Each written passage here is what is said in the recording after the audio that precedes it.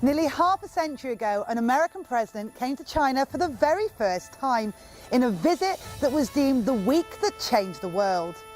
This November, incumbent US President Donald Trump paid a state visit to China.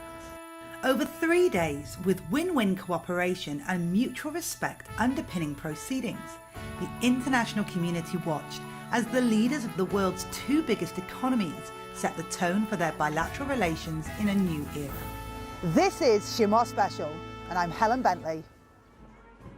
Trump's visit comes at a significant time domestically, following the election of the new leadership of the Communist Party of China at last month's 19th National Congress.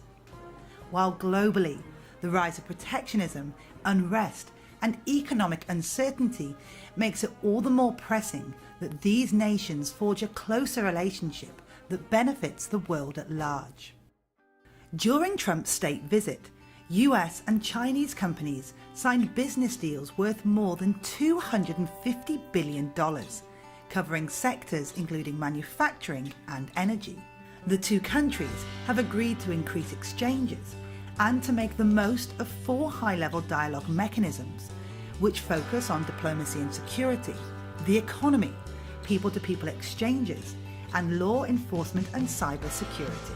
Both sides reiterated their commitment to dialogue and negotiation to achieve the denuclearization of the Korean Peninsula.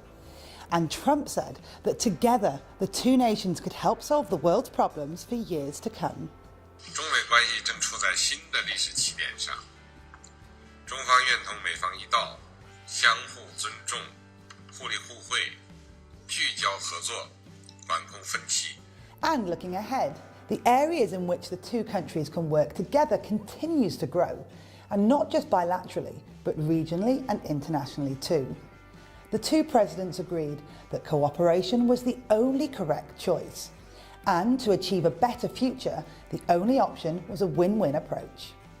45 years after President Nixon's historic visit, China and US interests are closer than ever. Going forward, the two countries will improve cooperation across the board and establish a more favourable environment for economic cooperation.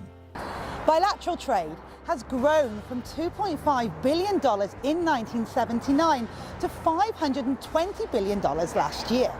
And two-way investment has also grown to around $170 billion US dollars. And in addition, the people are much closer too, with on average 14,000 people making trips between the two countries on average daily. From discussions over afternoon tea to formal talks at the Great Hall of the People, from business deals to global governance, one theme continued to stand out. Cooperation is the only choice for these two nations. In short, the benefits of the world's most important bilateral relationship should be felt by the whole world. See you next time.